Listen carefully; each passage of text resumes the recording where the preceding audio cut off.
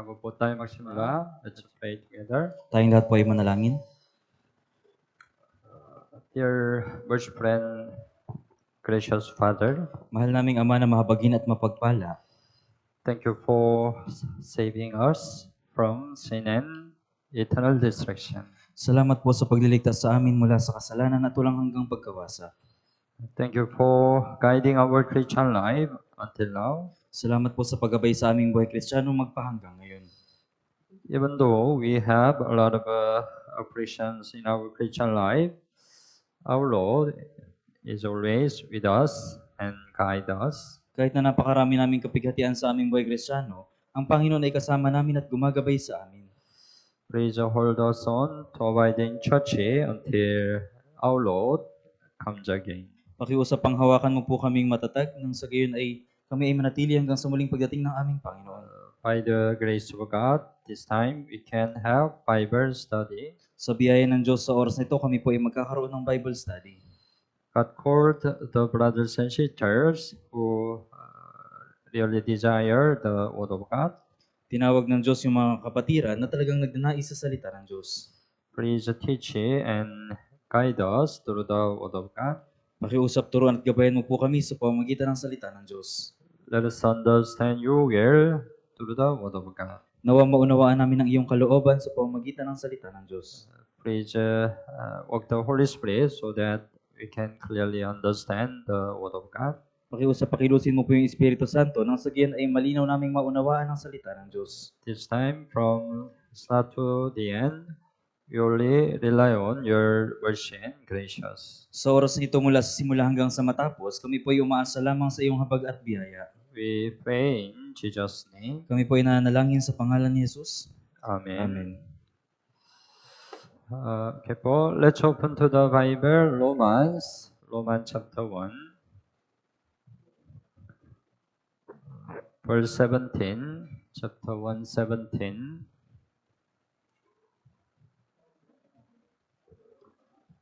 Romans chapter 1, 17. Yeah, you better open your Bible. Mas mabuti po kung bubuksan niyo ang inyong Biblia. Yeah, Romans chapter 1, 17. Basahin po natin ang sabay-sabay. Sapagkat dito ang katuwiran ng Diyos ay nahayag mula sa pananampalataya hanggang sa pananampalataya. Gaya ng nasusulat, ngunit ang taong matuwid ay mabubuhay sa pamamagitan ng pananampalataya. Yeah. Of course, all the book in the Bible are important. Siyempre ang lahat po ng Biblia lahat ng aklat sa Biblia ay mahalaga. But especially the book of Romans is a really important book in the Bible. Dalong higit yung aklat ng Roma, ito po ay talagang mahalagang aklat sa Biblia. Because the Romans maybe can summarize whole Bible very well.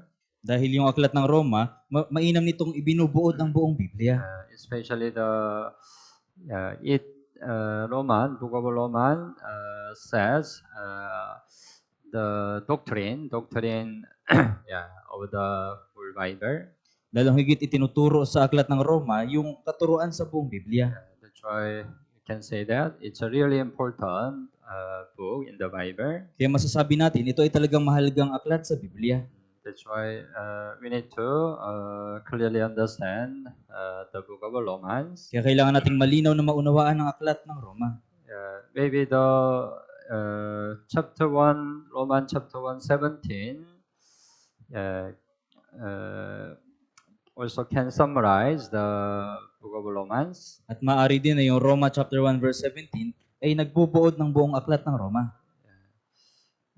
In it, it says about gospel. Yung dito, ito po ay tumutukoy sa Ebanghelyo. In the gospel, the righteousness of God is revealed. Dito, ang katuwiran ng Diyos ay nahayag. So, especially Book of Romans, emphasize the righteousness of God. Righteousness of God. Lalong higit binigyang diin ng aklat ng Roma ang katuwiran ng Diyos. Revealed from faith to faith. Nahayag mula sa pananampalataya hanggang sa pananampalataya. This faith, we can say that it's a faith of salvation. Yung pananampalatayang ito, masasabi na ito yung pananampalataya ng kaligtasan. And second faith, faith, our Christian life. Yung ikalawang pananampalataya ay pananampalataya sa ating buhay Kristiyano. Yeah, so the Book of Romans said how we get the salvation, and then after salvation, how we live our Christian life. Kaya sinasabi ng aklat ng Roma kung paano tayo maliligtas at kung paano tayo mabuhay sa ating buhay Kristiyano pagkatapos ng kaligtasan. The just shall live by faith. It's very important, right? The just shall live by faith. Ang matuwid ay mabubuhay sa pamamagitan ng pananampalataya. Ito po ay mahalaga. So this faith include, right, salvation. We get the salvation through faith, right? Kaya sa pananampalatayang ito, kasama yung kaligtasan. Nagkaroon tayo ng kaligtasan sa pamamagitan ng pananampalataya. We live a Christian life by faith. Na tayo nabubuhay sa buhay Kristiyano sa pamamagitan ng pananampalataya. That's why the just shall live by faith. Kaya ang taong matuwid ay mabubuhay sa pamamagitan ng pananampalataya. So, the whole Bible, right, emphasize it, right? Kaya binibigyang din ito ng buong Biblia. Maybe you heard about Martin Luther. Marahil narinig nyo na yung tungkol kay Martin Luther. He was the first man who against Catholic. Siya yung kauna-unahang taong naging laban sa Katoliko. The Protestant, right? Siya ay protestante. Martin Luther, he got the salvation through this verse. Si Martin Luther, siya ay nagkaroon ng kaligtasan sa pamamagitan ng talatang ito. Right, Catholic, right? Catholic, they don't understand, right? The just shall live by faith. Hindi naunawaan ng mga Katoliko ito na yung taong matuwid ay mabuhay sa pananampalataya. Because Catholic thing, right? They can be saved by their own righteousness. Right? Dahil iniisip ng mga Katoliko na sila ay maliligtas sa pamamagitan ng kanilang sariling gawa at katuwiran. Because they neglect, right, this verse, right? Kaya sinasawalang bahalan nila yung talatang ito. But Luther, realized, we get the salvation by faith. Pero si Martin Luther, nalaman niya na maliligtas tayo sa pamamagitan ng pananampalataya. Not by works, right? Hindi sa pamamagitan ng mga gawa. Okay po. So, the writer of the Roman is Apostle Paul. Yung manunulat ng aklat ng Roma ay si Apostol Pablo. It is supposed to be written AD 57 to 60, where Paul returned to Jerusalem after the missionary journey in Corinth or Philippi. Ito ay sinulat noong AD 57 to 60 nung si Apostol Pablo ay bumalik sa Jerusalem pagkatapos ng ikatlong misyonaryong paglalakbay sa Corinto at Filipos. Later, right, if last time we learned, right, the Gawa, the Act. Nakaraan, pinag-aralan natin yung aklat ng mga gawa. The Bible, the book of Acts, right? Then later, right, Apostle Paul went to Roma. At kalaunan si Apostol Pablo ay pumunta doon sa Roma. But when he wrote this Romans, he couldn't go to Roma. Pero nung isinulat niyo yung aklat ng Roma, hindi siya nakapunta doon sa Roma. He wanted to visit Roma. Ninais siyang bumisita doon sa Roma. What's the purpose of the writing? Ano yung layunin ng pagsulat? He thought that the gospel would preach to the whole world through the Rome. That was the center of the world at that time. Inisip niya ng ebanghelyo ay may ipapangaral sa buong mundo sa pamamagitan ng Roma na nasa gitna ng buong mundo sa panahong yun. Right, this time, right, it was the time of Rome. The time of Rome. Rome conquered the whole world, right? Sa panahong ito yung panahon ng mga Roma kung saan sinakop ng Roma yung buong mundo. That's why if the gospel the Roma can be the center of the gospel. Kaya kung yung ebanghelyo may papangaral sa Roma, yung Roma ang magiging sentro ng ebanghelyo. So Paul wanted to visit Rome, but he couldn't it. Ninais bumisita ni Apostol Pablo doon sa Roma, pero hindi niya ito nagawa. So he wrote the book of Romans Kaya sinulat niya ang aklat ng Roma and sent it to Roman church first through sister Phoebe. at pinadala niya yung sulat sa iglesia ng Roma sa pamamagitan ni Sister Phoebe. So it mentioned Romans chapter 1, 13. You follow your Bible, chapter 1, 13. 13, basahin po natin ng sabay-sabay. Nais kong malaman ninyo mga kapatid na madalas kong binalak na makapunta sa inyo, subalit hanggang ngayon ako'y nahadlangan upang magkaroon din naman ako ng bunga sa inyo, gayon din naman sa iba pang mga hintil. He had a plan, right? Plan to visit Roma, right? Nagkaroon siya ng planong bumisita sa Roma, But was hindered until now. pero yun ay nahadlangan hanggang ngayon. 15:22 also mentioned, right? I also have been much hindered from coming to you. Sinabi rin sa chapter 15 verse 22, ito ang dahilan kaya't madalas akong nahadlangan sa pagpunta sa inyo. That's why he couldn't go to Rome. He wrote the Romans, the book of Romans, At dahil hindi siya makapunta doon sa Roma, kaya isinulat niya yung aklat ng Roma. and he sent to the Roman this epistle through sister Phoebe. At ipinadala niya yung sulat sa mga taga-Roma sa pamamagitan ni Sister Phoebe. So sister Phoebe brought this book, Roman, to Roman church. Kaya dinala ni Sister Phoebe yung aklat ng Roma doon sa iglesia ng Roma. Paul sent this letter to Roman church to establish their faith. Ipinadala ni Apostol Pablo yung sulat doon sa Roma, sa iglesia ng Roma, upang itatag yung kanilang pananampalataya. Verse chapter 1:11, you open your Bible, basahin po natin ng sabay-sabay. Sapagkat nasasabik akong makita kayo upang maibahagi ko sa inyo ang ilang kaloob ng espiritual upang mapatibay kayo.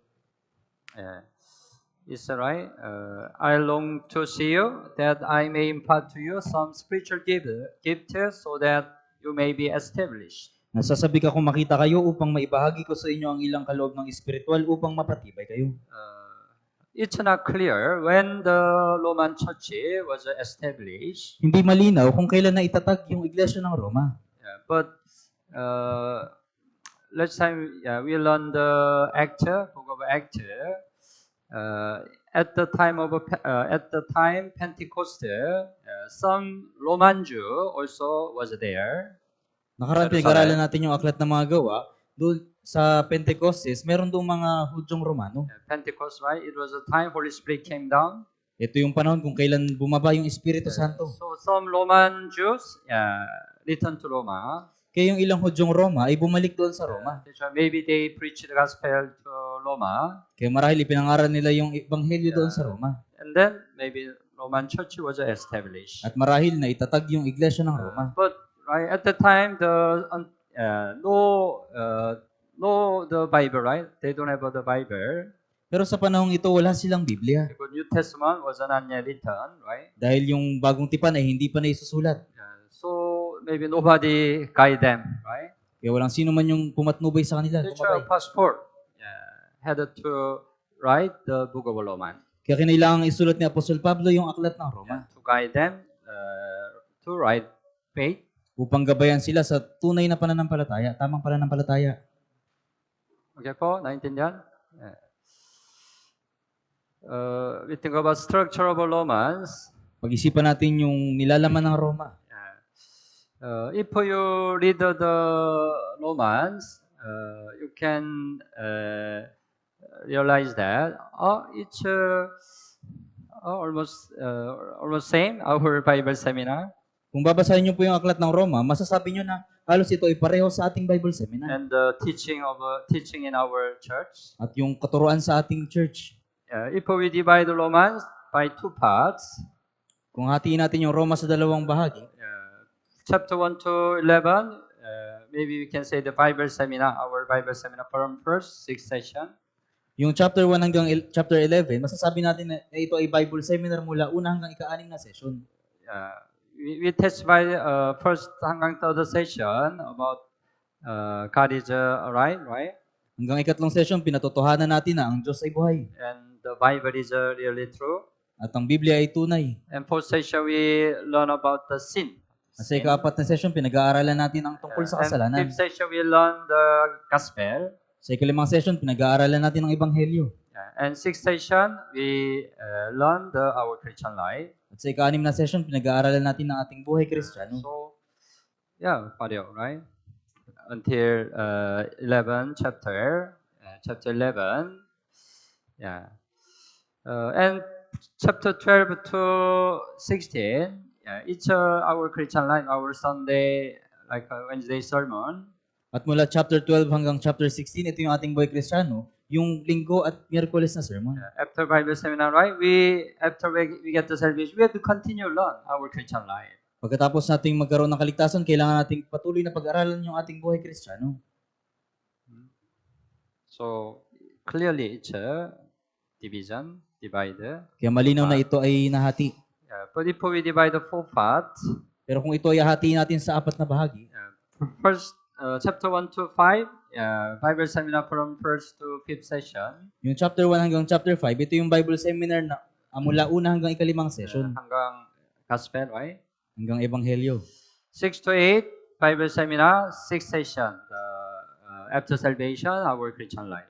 Yung chapter 6 hanggang 8, ito yung ika-6 na session, yung ating buhay Kristiyano. Chapter 8 to 11, God's plan for Israel. Yung chapter 8 hanggang 11, yung plano ng Diyos para sa Israel. During Bible seminar, right, we are learning the history of Israel, Sa Bible seminar, pinag-aaralan natin ang kasaysayan ng Israel. especially the chapter 8 to 11. It was inserted. It was inserted. At lalong higit, yung chapter 8 to 11, ito ay itinagdag. Right? Maybe we can say that. After sixth session, we just can learn the chapter 12 to 16, practical life of a Christian.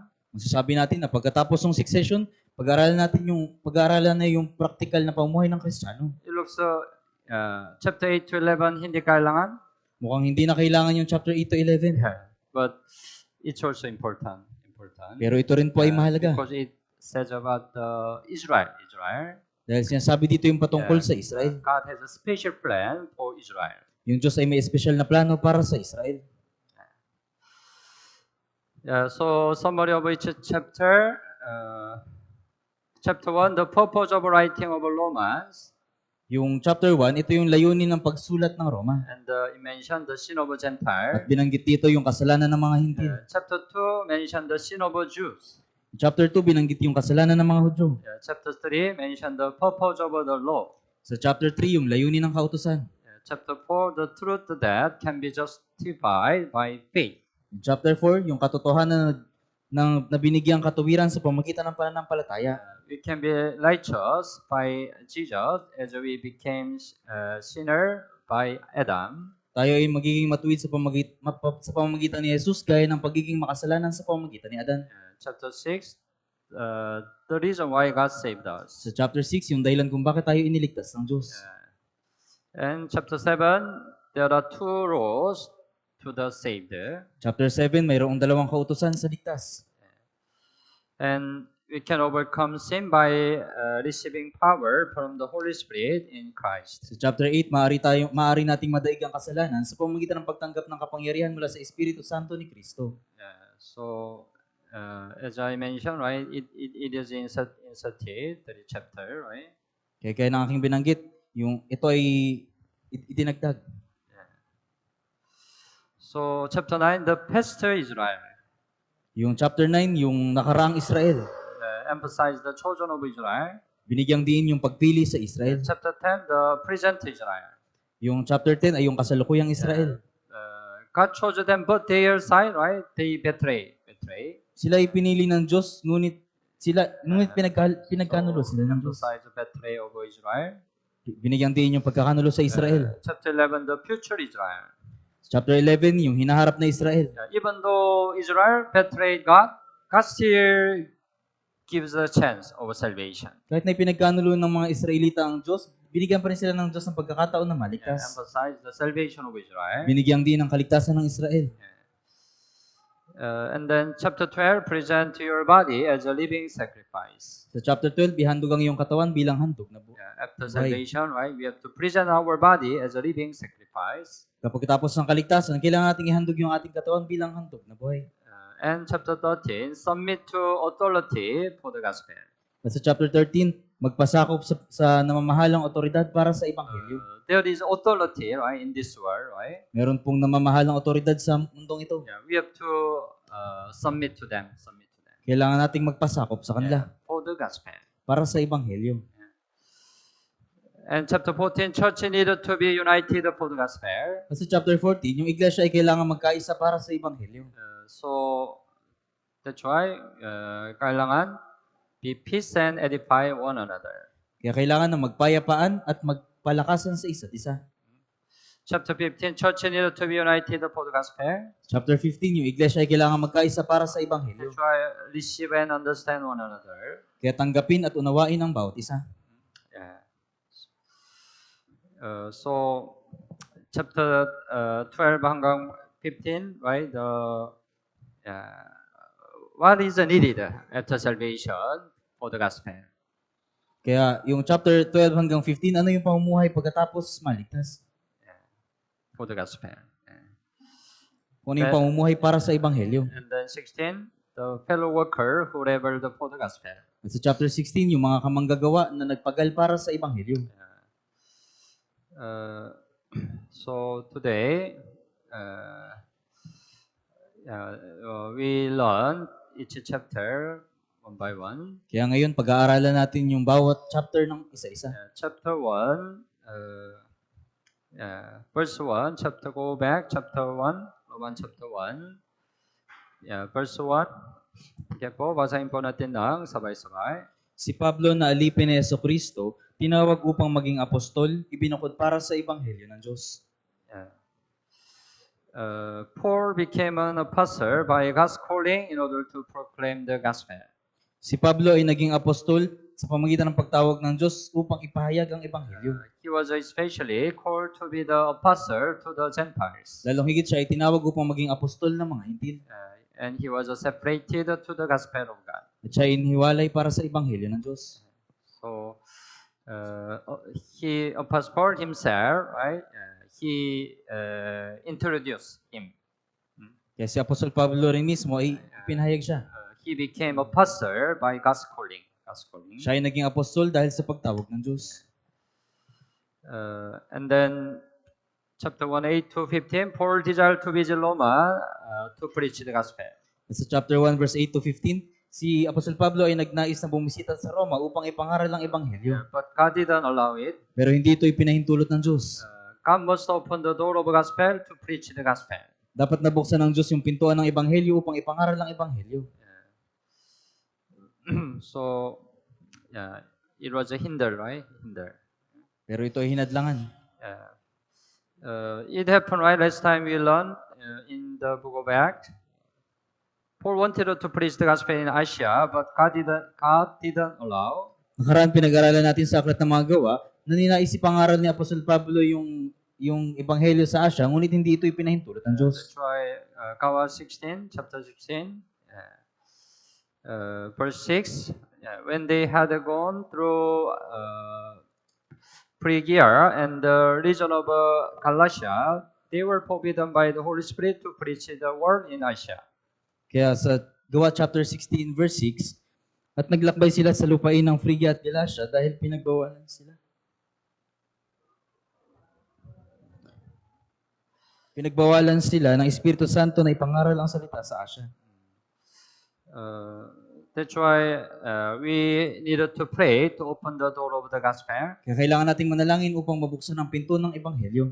So, like Colossians chapter 4:3,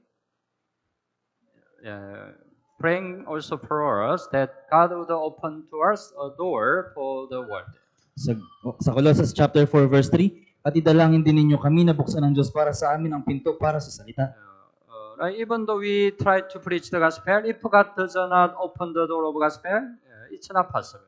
Kahit na pinapangaral natin ang ebanghelyo, kung hindi ibubuksan ng Diyos yung pinto ng ebanghelyo, ito ay imposible.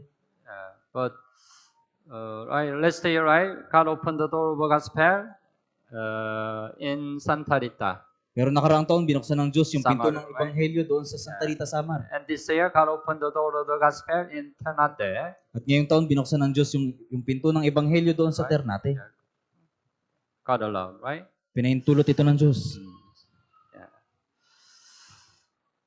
Chapter 1:16 to 17, the righteousness of God is revealed in the gospel. Sa chapter 1, verse 16 to 17, yung katuwiran ng Diyos ay nahayag sa ebanghelyo. We already learned 17. You open the Bible, chapter 1:16. Chapter 1:16. Basahin po natin ng sabay-sabay. Sapagkat hindi ko ikinahiya ang ebanghelyo, sapagkat ito ang kapangyarihan ng Diyos para sa kaligtasan ng bawat sumasampalataya, unay sa Hudyo at gayon din sa Griego. The gospel has a power that saves everyone who believes, right? Ang ebanghelyo ay mayroong kapangyarihan na inililigtas ang sino mang sumampalataya. So Paul wanted to preach the gospel to everybody, right? Kaya si Apostol Pablo ay ninais ipangaral yung ebanghelyo sa lahat ng tao. Right? We are saying, right? We also preach the gospel because of the gospel save the lost soul. Pareho po sa atin, nais natin ipangaral ng ebanghelyo dahil yung ebanghelyo yung magliligtas sa ligaw na kaluluwa. That's why we don't need to ashamed of the gospel. Kaya dapat na hindi natin ikahiya ang ebanghelyo. And chapter 1, 18 to 32 mentions sin of Gentiles, At sa chapter 1, verse 18 to 32, binanggit yung kasalanan ng mga Hintil. So, the gospel saved the lost soul. Yung ebanghelyo ang nagliligtas sa mga ligaw na kaluluwa. But he had to remind the people to have the heart to get the salvation. Pero kailangan ipaalala sa mga tao na kailangan nila magkaroon ng puso para sa ebanghelyo. Right? When we want to get the salvation, kailan natin ninais yung kaligtasan? When we know our sin, right? We realize we need the salvation, right? Nung nalaman natin yung ating kasalanan, na-realize natin na kailangan natin ng kaligtasan. So before we preach the gospel, right? We remind their sin, right? Kaya bago natin ipangaral ang ebanghelyo, una ipinapaalala muna natin yung kanilang kasalanan. Tama po ba? Our Bible seminar, right? The first session, sin, we teach sin, right? Sa ating Bible seminar, sa ika-4 na session, tinuturo ang kasalanan. After then, they understand their sin, we teach the gospel, right? At pagkatapos nilang maunawaan yung kanilang kasalanan, itinuturo natin ang ebanghelyo. So, to know why the gospel is needed, they needed to know to whom the judgment of God comes. Upang malaman nila kung bakit kailangan ng ebanghelyo, kailangan nilang malaman na kung para kanino yung paghuhukom ng Diyos nang darating. But they cannot excuse about their unbelief for God. Pero hindi nila magiging dahilan yung hindi nila pagsampalataya sa Diyos. Because man has a spirit created in the image of God. Dahil ang tao ay may espiritong nilalang sa larawan ng Diyos. And therefore is able to seek Him and to believe in Him by seeing the power, His power revealed in all creation. At ito yung maghahanap sa Kanya at sasampalataya sa Kanya sa pamagitan ng pagtingin sa Kanyang kapangyarihan na nahayag sa pamagitan ng Kanyang nilikha. Romans chapter 1:19. Okay po, basahin po natin ng sabay-sabay. Sapagkat ang maaring malaman tungkol sa Diyos ay hayag sa kanila, yamang ito ipinahayag ng Diyos sa kanila. It mentioned what may be known of God is manifested in them. Ang maaring malaman tungkol sa Diyos ay hayag sa kanila. It means man has a religious mind to know God. Ibig sabihin, yung tao ay may relihiyosong pag-iisip na makilala ang Diyos. Right? So, we know, right? Only man has a religious mind. Kaya alam natin na yung tao lang yung merong relihiyosong pag-iisip. Man seek God. Kaya ibig sabihin, hahanapin ng tao ang Diyos. So, man has a image of God, the Spirit. We can know God. right? Ang tao ay merong espiritong larawan ng Diyos, kaya makikilala natin ang Diyos. And we can know God through His creation, right? At makikilala natin ang Diyos sa pamamagitan ng kanyang likha. So verse 20, Romans chapter 1:20, basahin po natin ng sabay-sabay. Mula pa ng likhain ng sanlibutan, ang kanyang walang hanggang kapangyarihan at pagka-Diyos, bagaman hindi nakikita, ay naunawaan at nakita sa pamamagitan ng mga bagay na kanyang ginawa upang wala silang maidadahilan. Right? So God let us know Him through the creation. Hinahayaan tayo ng Diyos na makilala siya sa pamamagitan ng kanyang nilikha. Right? We can know if we will look at His creation, we cannot excuse no creator. Kaya kung makikita natin yung kanyang nilikha, hindi tayo makapagdahilan na walang tagapaglikha. Right? So that they are without excuse. Right? Kaya wala silang maidadahilan. And then 28 to 32 mention 21 sin that Gentile had. Sa verse 28 hanggang 32, binanggit yung 21 kasalanan ng mga hintil. But the problem, verse 32, chapter 132, basahin po natin ng sabay-sabay. Nalalaman nila ang mga iniuutos ng Diyos na ang mga gumagawa ng gayong mga bagay ay karapat-dapat sa kamatayan, ngunit hindi lamang nila ginagawa ang gayon, kundi sinasang-ayunan pa ang gumagawa ng mga yun. The problem, right? The people, they continue sin. Yung problema, yung mga tao nagpapatuloy sa kasalanan. They don't repent, right? Hindi sila nagsisisi. That's why they don't get the salvation. Kaya hindi sila nagkakaroon ng kaligtasan. Okay, let's go to chapter 2. Chapter 2, verse 1 to 16. It's a warning for Jews. Chapter 2, verse 1 to 16, ito yung babala para sa mga Hudyo. There was a Jews who thought they will not be judged because they are God's chosen people. May mga Hudyong nag-iisip na sila ay hindi hahatulan dahil sila ay taong pinili ng Diyos. The Jews warned that they will face God's wrath because they have disregarded His goodness. Yung mga Hudyo ay binalaan na sila ay haharap sa galit ng Diyos dahil sinawalang bahalan na yung kabutihan ng Diyos. His patient, they disregard his patient and give opportunity to repent. Isinawalang bahalan na yung kanyang pasensya at yung pagbibigay sa kanila ng pagkakataon na magsisi. Chapter 2, verse 4 and 5. Verse 4 and 5. Basahin po natin ng sabay-sabay. O hinahamak mo ang mga kayamanan ng kanyang kabutihan, pagtitiis at pagtsatsaga na hindi mo nababatid na ang kabutihan ng Diyos ang umaakay sa iyo sa pagsisisi. Ngunit ayon sa iyong katigasan at pusong hindi nagsisisi, ay nagtitipon ka para sa iyong sarili ng puot sa araw ng kapuotan at pagpapahayag ng matuwid na paghukom ng Diyos. God wanted to save them, right? Nais silang iligtas ng Diyos. God waited for them until they repent, right? Hinihintay sila ng Diyos hanggang sila ay magsisi. But they were very stubborn. Pero sila ay matitigas. They didn't repent until the end, right? Hindi sila nagsisi hanggang sa huli. That's why they cannot avoid God's wrath. Kaya hindi nila maiiwasan ang galit ng Diyos. And Jews will be judged by the law because they receive the law. At ang mga Hudyo ay hahatulan sa pamamagitan ng kautusan sapagkat sila yung tumanggap ng kautusan. Chapter 2:12. Also, basahin po natin ng sabay-sabay. Sapagkat ang lahat ng nagkasala ng walang kautusan ay mapapahamak din ng walang kautusan. At ang lahat ng nagkasala sa ilalim ng kautusan ay sa kautusan na hatulan. Right? As many as have sinned in the law will be judged by the law. It applied to Jews.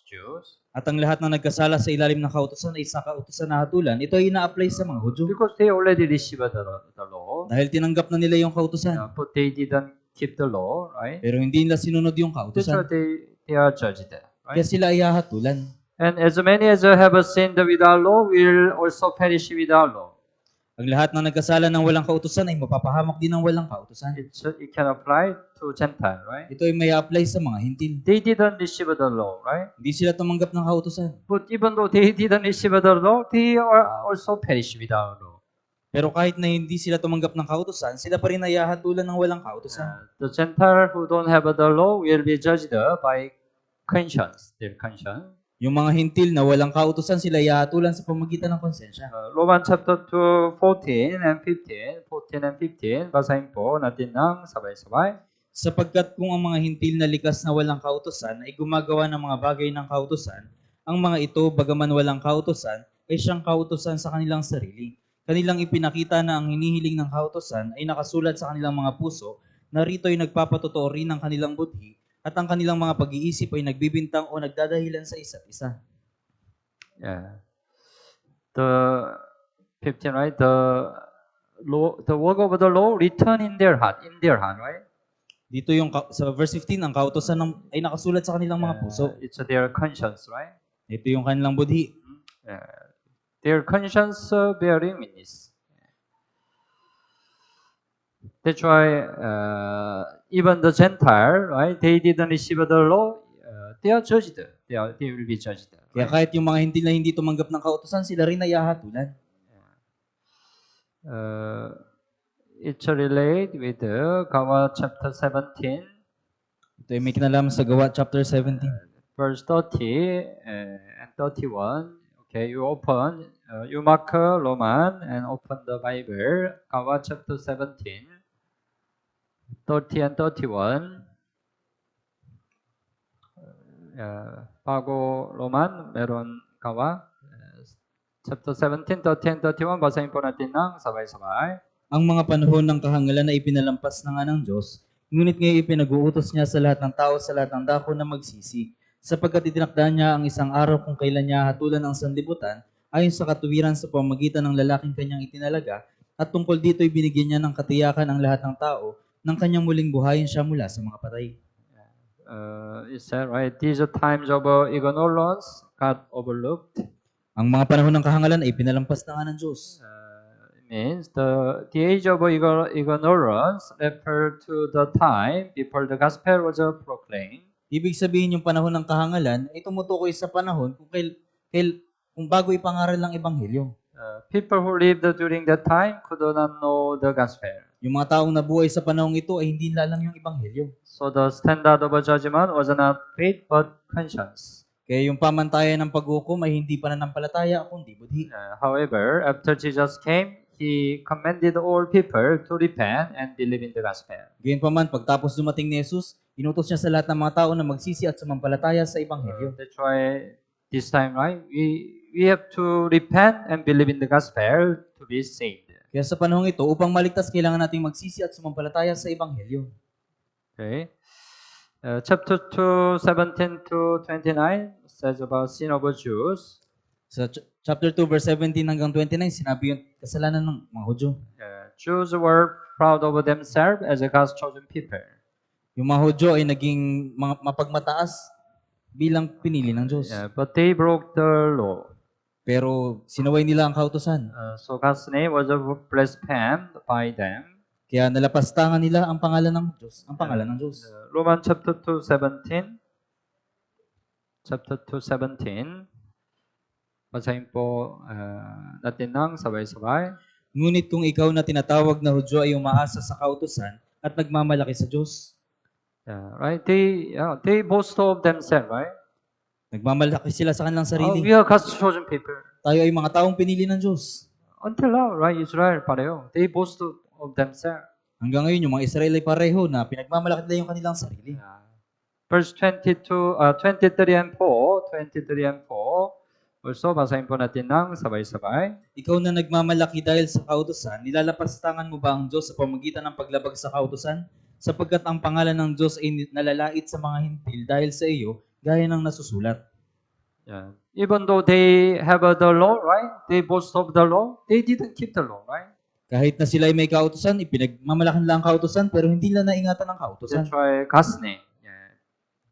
Because of them, God's name was blasphemed. Kaya dahil sa kanila, nalapastangan ang pangalan ng Diyos.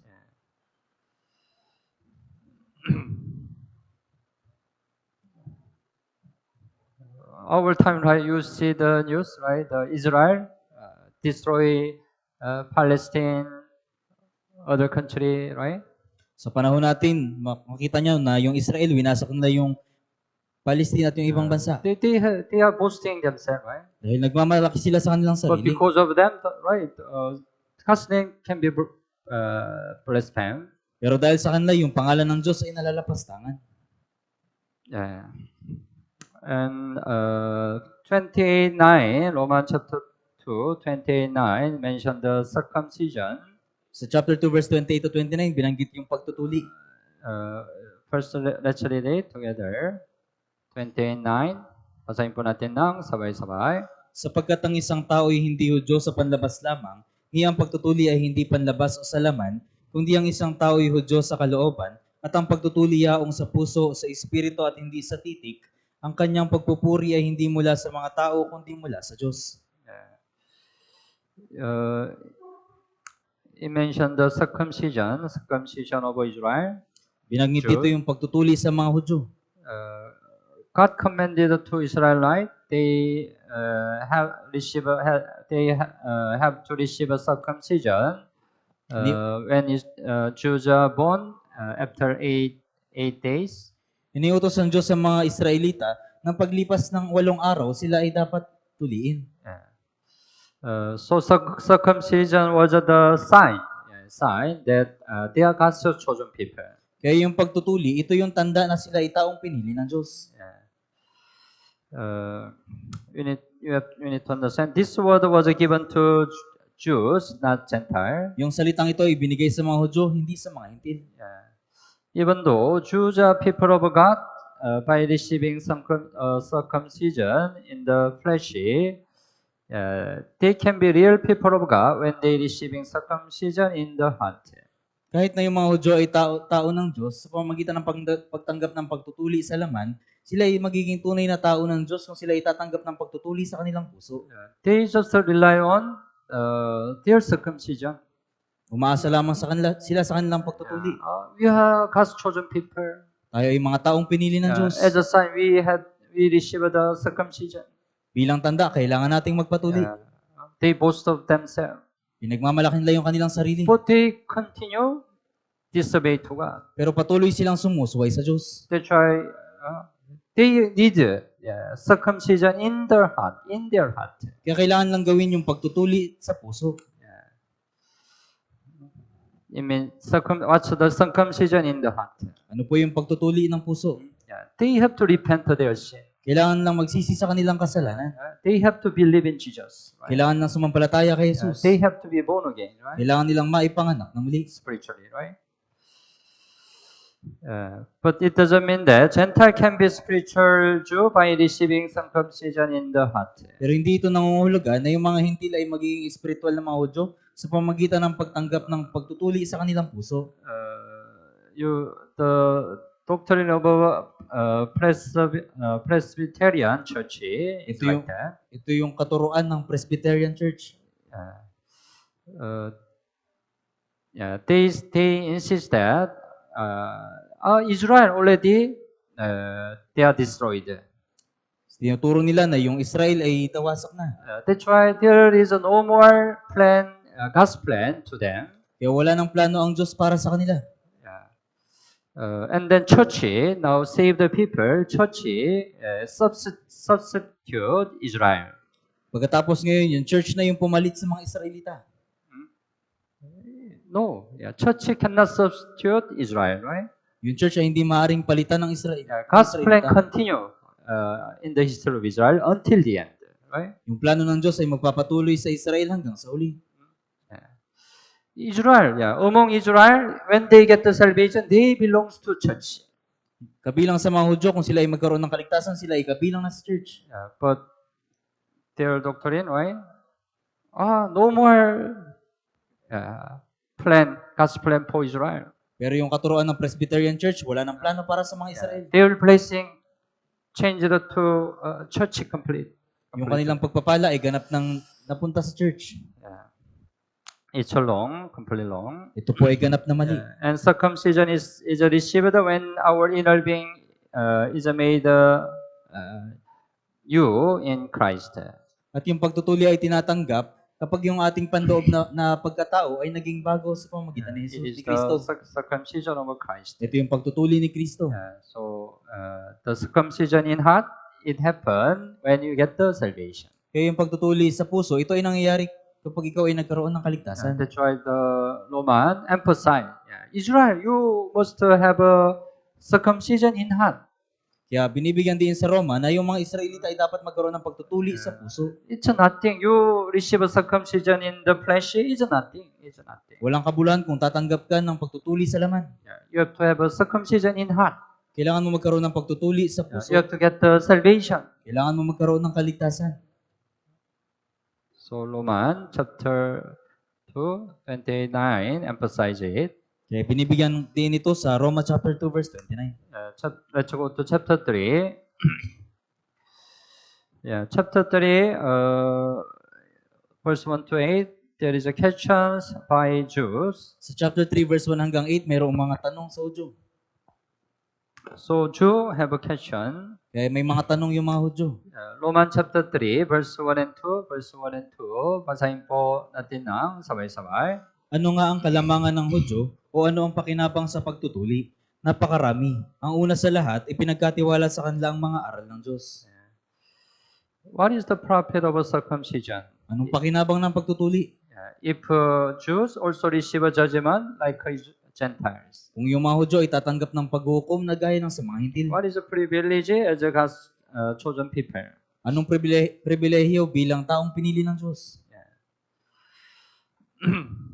Maybe the Jew, right? They complain. We are God's chosen people, but we are judged like Gentile. Marahil yung mga Hudyo ay nagre-reklamo, kami ay mga taong pinili ng Diyos, pero bakit tatanggap kami ng parehong paghukom ng mga Hintil? What's the profit? We are God's chosen people. Kaya anong pakinabang na kami ay mga taong pinili ng Diyos? Verse 2, answer, much in every way. Sa verse 2, napakarami. Chiefly because to them were committed the oracles of God. Ang una sa lahat, pinagkatiwala sa kanila ang mga aral ng Diyos. It's a great privilege, right? Ito yung malaking pribileyo. They were committed to the word of God, right? Sa kanila ipinagkatiwala ang salita ng They Diyos. received the promise of God that they can be saved, right? Sila ay tumanggap ng pangako ng Diyos na sila ay maliligtas. It was a great privilege, right? Ito yung malaking pribileyo. Israel, as God's chosen people, they received the chance of salvation first, right? Yung mga Israelita bilang taong pinili ng Diyos, sila yung may pagkakataong maligtas muna. They received the word of God, right? Sila yung tumanggap ng salita ng Diyos. It's a great privilege, right? Kaya ito ay malaking pribileyo. Roman chapter 3, verse 3 and 4. 3 and 4, basahin po natin ng sabay-sabay. Ano nga kung ang ilan ay hindi tapat? Ang kanila bang kawalan ng katapatan ay magpapawalang sa isa sa katapatan ng Diyos? Huwag nawang mangyari. Hayaan ang Diyos ay maging tapat kahit na ang bawat tao ay sinungaling gaya ng nasusulat upang ikaw ay ariing ganap sa iyong mga salita at magtagumpay ka kapag ikaw ay hinatulan. Their question, right? Will their unbelief make the faithfulness of God without effect? Yung kanilang tanong, yung kanilang bang hindi pagsampalataya ay magpapawalang sa isa ng katapatan ng Diyos? Certainly not, right? Huwag nawang mangyari. There is no change in God's faithfulness even though Jews didn't believe, right? Walang pagbabago sa katapatan ng Diyos kahit na yung mga Hudyo ay hindi sumampalataya. God is always faithful, right? Ang Diyos ay palaging tapat. No problem in God. Walang problema sa Diyos. The problem is in Jews, not God, right? Yung problema ay nasa mga Hudyo at wala sa Diyos. God's faithfulness still effective, right? Yung katapatan ng Diyos ay nanatiling epektibo. Verse 5 and 6, chapter 3, 5 and 6 also, basahin po natin ng sabay-sabay. Subalit kung ang ating kasamaan ay nagpapatibay sa katarungan ng Diyos, ano ang ating sasabihin? Ang Diyos ba ay di makatarungan sa ating paglalapat ng parusa sa atin? Nagsasalita ako sa paraan ng tao. Huwag nawang mangyari sapagkat kung gayon paano hahatulan ng Diyos ang sanlibutan.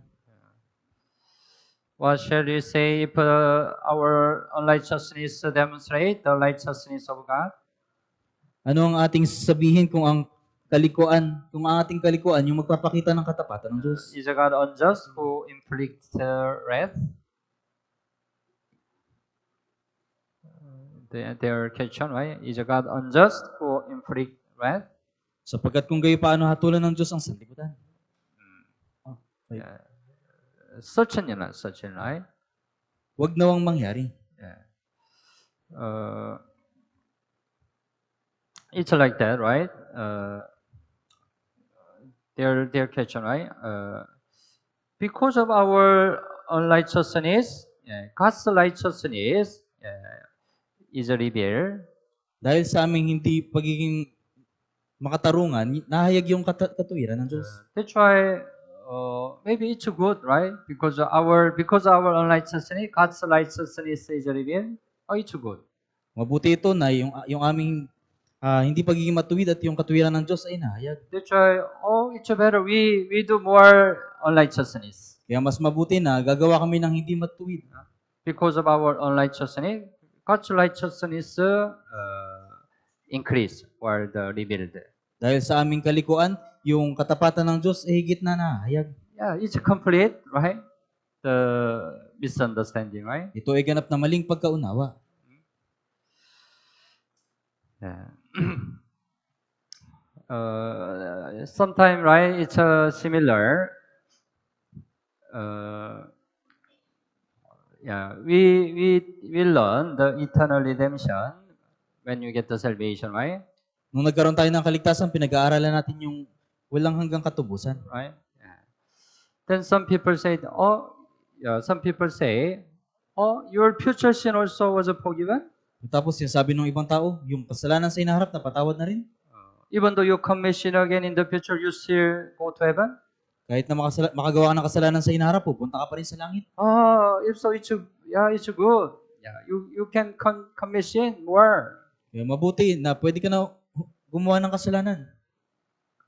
Tama o hindi? Tama o hindi? Hindi. Right? Kakaganito, right? Yeah. So, to increase God's righteousness, we better commit more sin. Upang magkaroon pa ng higit na katarungan ng Diyos, dapat tayong gumawa ng higit na kasalanan. They're saying like that, complete wrong, right? Ganito yung sinasabi nila, kaya ganap na mali.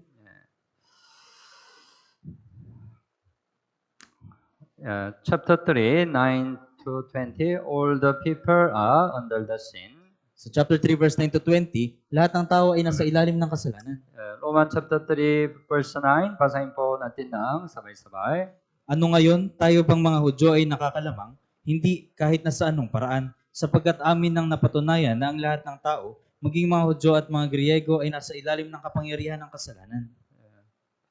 It's both Jew and Greeks. Greeks the representative over the Gentile.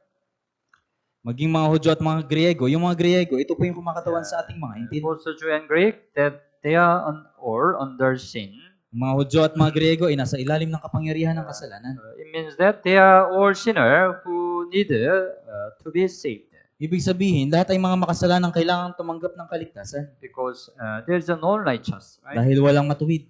Verse 10 to 12, basahin po natin ng sabay-sabay. Gaya ng nasusulat, walang matuwid, wala kahit isa. Wala ni isang nakakaunawa, wala ni isang humahanap sa Diyos. Lahat ay lumihis, sama-sama silang nawalan ng kabuluhan. Walang gumagawa ng mabuti, wala kahit isa. So the Bible clearly said, there's no righteous, no, not one, even one, right? Kaya malinaw na sinasabi ng Biblia na walang matuwid, wala kahit isa. 12 verse, so there is none who does a good, no, not one, right? So verse 12, walang gumagawa ng mabuti, wala kahit isa. Because as we know, right, we are all born as a sinner, right? Dahil gaya ng nalalaman natin, lahat tayo isinilang na makasalanan. Right? Tama po ba? Because we are all descendants of Adam, right? Dahil tayong lahat ay inapo ni Adan. It's all need to get the salvation, right? Kaya ang lahat ay kailangan tumanggap ng kaligtasan. Because nobody righteous. Dahil walang sino mang matuwid. And then it explained the purpose of the law. At ipinaliwanag dito yung layunin ng kautusan. Romans chapter 3, 19 and 20. Basahin po natin ng sabay-sabay. Ngayon ay nalalaman natin na anumang sinasabi ng kautusan, iyon ay sinasabi sa mga nasa ilalim ng kautusan, upang matahimik ang bawat bibig at ang buong sanlibutan ay mapasailalim ng hatol ng Diyos, sapagkat sa pamagitan ng mga gawa ng kautusan ay walang tao na ituturing na ganap sa paningin niya, sapagkat sa pamagitan ng kautusan ay ang pagkakilala ng kasalanan. whenever we have the Bible seminar, we learn, right? The purpose of the law. What's the purpose of the law? So tuwing meron tayong Bible seminar, binabanggit natin kung anong layunin ng kautusan. Ano po? By the law is the knowledge of sin, right? Sapagkat sa pamamagitan ng kautusan ay yung pagkakilala ng kasalanan. By the law, we reflect our sin. Sa pamamagitan ng kautusan, may isasalamin natin yung ating kasalanan. And then, every mouth may be stopped and all the world may become guilty before God. Upang matahimik ang bawat bibig at ang buong sanlibutan ay mapasailalim ng hatol ng Diyos. When we learn the law, God's law, right? We realize our sin. Kapag pinag-aaralan natin yung batas yung kautusan ng Diyos, nalalaman natin yung ating Then kasalanan. stop. Mouth may be stopped. Pagkatapos, napapatahimik ang bawat bibig. What do you mean? Ano pong ibig sabihin nito? We cannot say anything, right? Wala na tayong anumang masasabi. Because it's true, right? Dahil ito ay totoo. By the law, it's clear. I'm the sinner, right? Sa pamamagitan ng kautusan, malinaw na ako ay makasalanan. And we know that we will have the judgment before God. At nalalaman natin na tayo ay magkakaroon ng paghuhukom sa harapan ng Diyos. By the law, right? We understand it, right? Sa pamamagitan ng kautusan, naunawaan natin ito. Then we cannot go to heaven by keeping the law. God gave another way. At hindi tayo mapupunta sa langit sa pamamagitan ng pag-iingat sa kautusan, kaya ang Diyos ay nagbigay ng paraan. That's God's righteousness through faith. Ito yung katuwiran ng Diyos sa pamagitan ng pananampalataya. If so, how can sinner be saved? Kung gayon, paano maliligtas ang makasalanan? Sinner can be saved not by law but by God's righteousness through faith in Jesus Christ. Ang makasalanan ay maliligtas hindi sa pamamagitan ng kautusan, kundi sa katuwiran ng Diyos sa pamamagitan ng pananampalataya kay Jesucristo. So Romans chapter 3, 21 and 22. Basahin po natin ng sabay-sabay. Subalit ngayon ay pinahayag ang pagiging matuwid ng Diyos na hiwalay sa kautusan at pinatotohanan ng kautusan at ng mga propeta, ang pagiging matuwid ng Diyos sa pamamagitan ng pananampalataya kay Jesucristo sa lahat ng mga sumasampalataya sapagkat walang pagkakaiba. Right, the righteousness of God apart from the law is revealed. Pagiging matuwid ng Diyos. Ipinahayag ang pagiging matuwid ng Diyos. We cannot go to heaven by the law, right? Hindi tayo mapupunta sa langit sa pamamagitan ng kautusan. Let's try another way. Ano po? Verse 22. The righteousness of God through faith in Jesus Christ. Yung ibang paraan sa verse 22, ang pagiging matuwid ng Diyos sa pamamagitan ng pananampalataya kay Jesucristo. To all and all who believe, right? Sa lahat ng mga sumasampalataya. It's God's righteousness, right? Ito yung katuwiran ng Diyos. We can be saved by God's righteousness. Maaari tayong maligtas sa pamamagitan ng katuwiran ng Diyos. So originally sinner cannot reach the glory of God because of sin. Kaya sa katunayan, yung makasalanan, hindi maabot yung kaluwalhatian ng Diyos dahil sa kasalanan. But sinner can be justified freely by the grace of God. Pero yung makasalanan ay maaaring ariing ganap sa pamamagitan ng biyaya ng Diyos. Romans chapter 3, 23 and 24. Basahin po natin ng sabay-sabay. Yamang ang lahat ay nagkasala at hindi nakaabot sa kaluwalhatian ng Diyos, sila ngayon ay tinuturing na ganap ng kanyang biyaya bilang kaloob sa pamamagitan ng pagtubos na kay Kristo Jesus. All have sinned, right? Yamang ang lahat ay nagkasala. We are born as a sinner. We all have sinned, right? Tayo sinilang na makasalanan, kaya lahat tayo ay may kasalanan. We fall short of the glory of God. Kaya hindi nakaabot sa kaluwalhatian ng It Diyos. means we cannot go to heaven, right? Ibig sabihin, hindi tayo makakapunta sa langit. But we are justified freely by His grace through the redemption that is in Christ Jesus. Pero tayo ngayon ay tinuring na ganap ng kanyang biyaya bilang kaloob sa pamamagitan ng pagtubos na kay Kristo Jesus. Especially, right? This redemption is eternal redemption, right? Lalong higit, yung pagtubos na ito ay walang hanggang pagtubos. It's gospel, right? Gospel. Ito po yung ebanghelyo. So,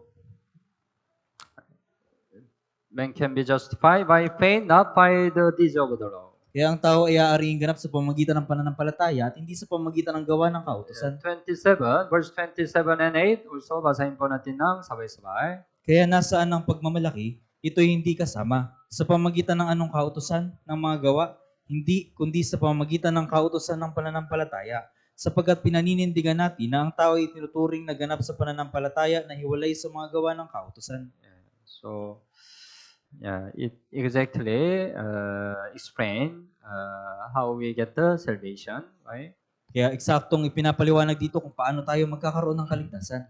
Okay, let's go to chapter 4. And then the chapter 4, verse 1 to 25 mention David and Abraham was justified through faith. Sa chapter 4 hanggang 25, si David at si Abraham ay inaring ganap sa pamamagitan ng pananampalataya. There are two examples to explain the truth that is being justified through faith. Merong dalawang halimbawa upang ipaliwanag yung katotohanan na ariing ganap sa pamamagitan ng pananampalataya. Abraham, who had lived before the law came, Si Abraham na nabuhay bago dumating ang kautusan. and David, who had lived after the law came. At si David na nabuhay pagkatapos dumating ang kautusan. So before the law came, after the law came, pareho, right? Can be saved through faith. Faith. Kaya bago dumating yung kautusan at pagkatapos dumating ng kautusan, parehong maliligtas sa pamagitan ng pananampalataya. So at first mentioned the faith of Abraham. Una binanggit yung pananampalataya ni Abraham. Romans chapter 4 verse 3. Chapter 4 verse 3. Okay po, basahin po natin ng sabay-sabay. Sapagkat ano ang sinasabi ng kasulatan, sumasampalataya si Abraham sa Diyos at iyon ay ibinilang sa kanya na katuwiran. Abraham, believed God. Sumampalataya si Abraham sa Diyos. It's a faith. It's a faith, right? Ito yung kanyang pananampalataya. Then it was counted to him for righteousness. At iyon ay ibinilang sa kanya na katuwiran. It was mentioned Genesis chapter 15:6, right? Ito ay binanggit sa Genesis chapter 15 verse 6. Abraham believed in the Lord and he counted it to him for righteousness. Si Abraham siya ay sumampalataya sa Panginoon. Pareho, right? At ibinilang sa kanya ang katuwiran. Anyway, Abraham was justified by faith. Gayunpaman si Abraham ay inaring ganap sa pamamagitan ng pananampalataya. David had also same faith, right? Si David din ay may parehong pananampalataya. Romans chapter 4 verse 5, basahin po natin ng sabay-sabay. Ngunit sa kanya na hindi gumagawa, kundi sumasampalataya sa kanya na umaaring ganap sa masamang tao, ang kanyang pananampalataya ay tinuturing na katuwiran. He also, right? He was justified by faith, right? Siya rin ay inaring ganap sa pamamagitan ng pananampalataya. So, to us who have been justified by faith, Abraham becomes spiritual ancestor. Kaya sa atin ang mga inaring ganap sa pamamagitan ng pananampalataya, si Abraham ay naging ating espiritual na ninuno. That's why Abraham, David, their faith can apply to us same way, right? Kaya yung pananampalataya ni Abraham at ni David ay may apply sa atin. We also can be justified by faith, right? Tayo rin ay inaring ganap sa pamamagitan ng pananampalataya. Romans chapter 4, 23 and 24. Basahin po natin ng sabay-sabay. Ngayon hindi lamang dahil sa kanya isinulat ang salitang sa kanya ibinilang, kundi dahil din naman sa atin na ibibilang sa atin ang mga sumasampalataya sa kanya na muling bumuhay kay Jesus na ating Panginoon mula sa mga patay. It's for us, right? Their faith is for us, right? Ito ay para sa atin.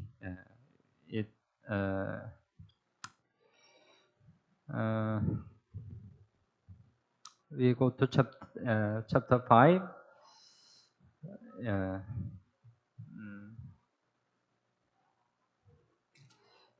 Chapter 5, verse 1 to 4. The blessing that the one who is justified through faith can receive. Sa chapter 5, verse 1 to 4, yung pagpapalang tatanggapin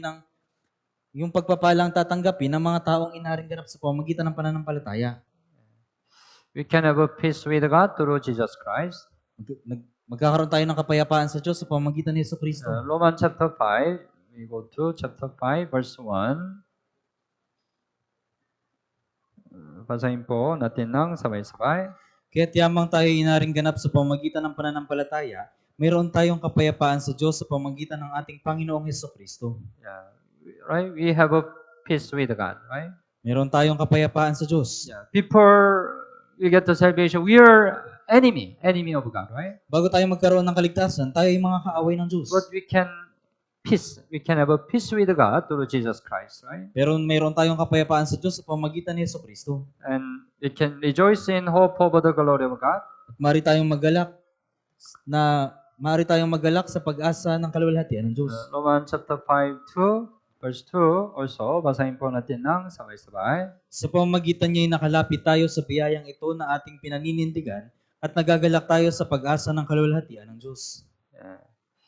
So we can rejoice, right, in the hope of the glory of God, right? Kaya nagagalak tayo sa pag-asa ng kaluwalhatian ng Diyos. Yeah. It's the blessing we are who are justified through faith. Ito yung pagpapala na tatanggapin ng mga inaring ganap sa pamamagitan ng pananampalataya.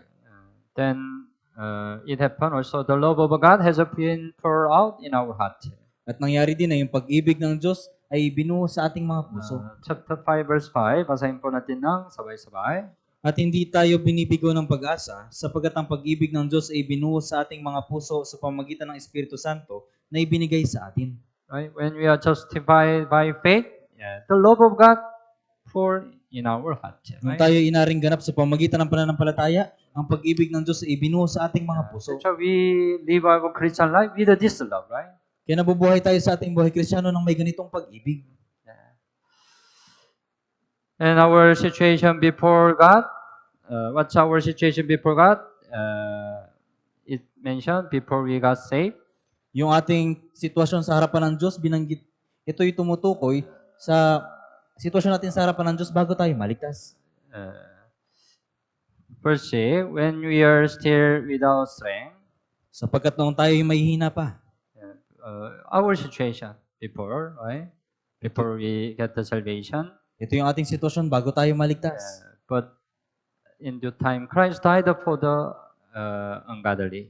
Sa tamang panahon, si Kristo ay namatay para sa masasama. Right? He died for us. Siya ay namatay para sa atin.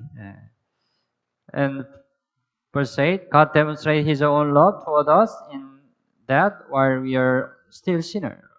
Sa verse 8, subalit pinatutunayan ng Diyos ang kanyang pag-ibig sa atin noong tayo yung mga makasalanan pa. Christ died for us, right? Si Kristo ay namatay para sa atin. And verse 10, when we are enemy.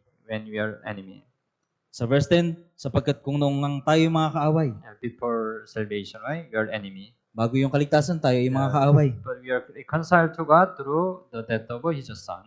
Pinakipagkasundo tayo sa Diyos sa pamamagitan ng kamatayan ng kanyang anak. So it is said, it was our situation before salvation. Kaya sinasabi ito yung ating sitwasyon bago yung ating kaligtasan. And chapter 5, 12 to 21 says about Adam and Jesus are the representative of human. Sa chapter 5 verse 12 hanggang 21, si Adan at si Jesus ang kinatawan ng sangkatauhan. Because of one man Adam, right? All men are born as a sinner, right? Dahil sa unang taong si Adan, ang lahat ng tao ay sinilang na makasalanan. We know well, right? Romans chapter 5, 12, chapter 5, 12. Through one man sin enter the world. Kaya nalaman natin sa chapter 5 verse 12, kahit kung paano sa pamamagitan ng isang tao. One man is Adam, right? Yung isang taong ito ay si Adan. So all men are born as a sinner because of one man Adam. Kaya ang lahat ng tao ay sinilang na makasalanan dahil sa isang taong si Adan. That's why all men can be justified through one man, Jesus. Kaya ang lahat ng tao ay aariing ganap sa pamagitan ng isang taong si Jesus. Romans chapter 5:18. Romans chapter 5:18. 18 and 19, basahin po natin ng sabay-sabay. Kaya't kung paanong sa pamagitan ng isang pagsuway ay dumating ang kahatulan sa lahat ng mga tao, gayon din naman sa pamagitan ng isang matuwid na gawa ay dumating sa lahat ng mga tao ang pag-aaring ganap at buhay. Sapagkat kung paanong sa pamagitan ng pagsuway ng isang tao, ang marami ay naging mga makasalanan, gayon din sa pamagitan ng pagsunod ng isa, ang marami ay magiging matuwid. Right? The first one man, sino? Adam. Second one man, sino? Jesus, right?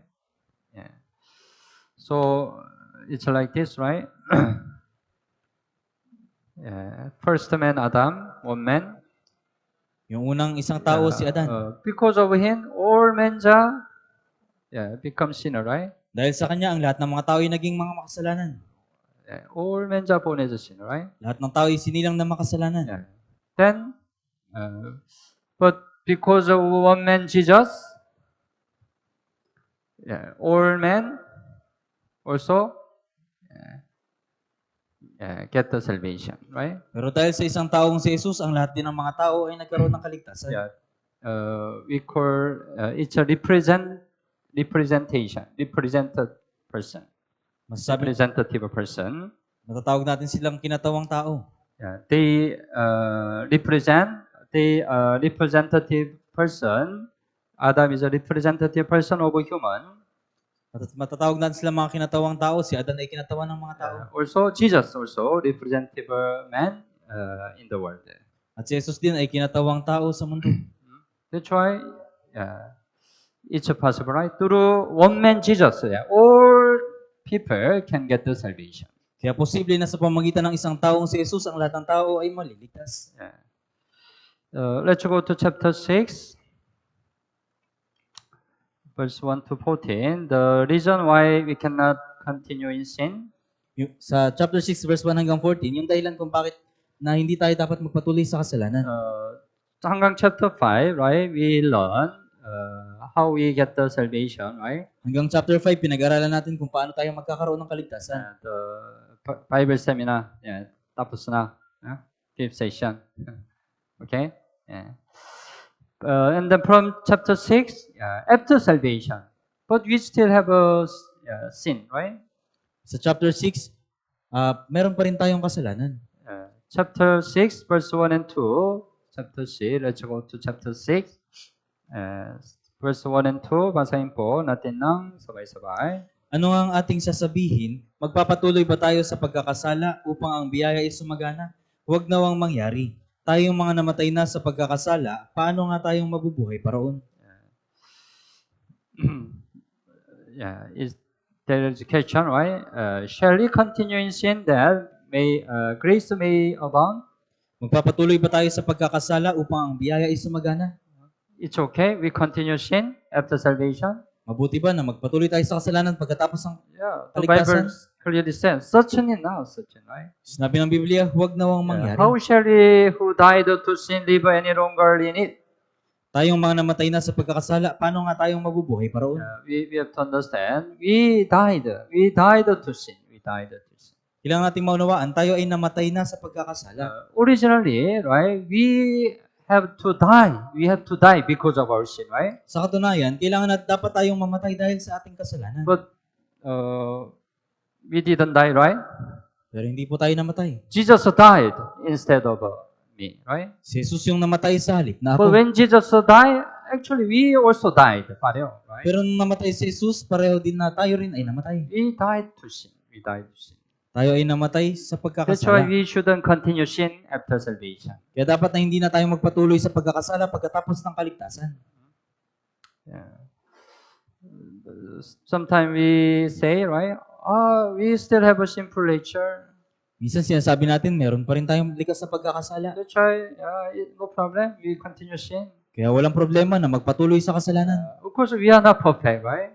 Siyempre, hindi tayo We perpekto. still have a sinful nature. Meron pa rin tayong likas na That's why pagkakasala. by mistake, right? Sometimes we have a sin again, right? Kaya sa pagkakamali, minsan nagkakasala tayo ulit. Yeah. But it doesn't mean it's okay. We continue sin. Pero hindi ibig sabihin na okay lang na magpatuloy sa kasalanan.